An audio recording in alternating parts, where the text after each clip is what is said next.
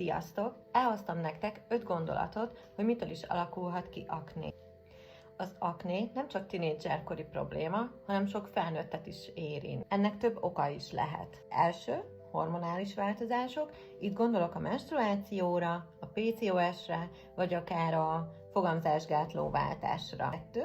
Túlzott fagyútermelés, eltömödnek a pórusok, amik gyulladáshoz vezetnek. 3. Nem megfelelő kozmetikumok, itt gondolok a komedogén pórus eltömítő termékekre, amik ronthatják a bőr állapotát. 4. Stressz és életmód. Itt gondolok a rendszertelen étkezésre, a túlzott cukros vagy zsíros ételekre. 5.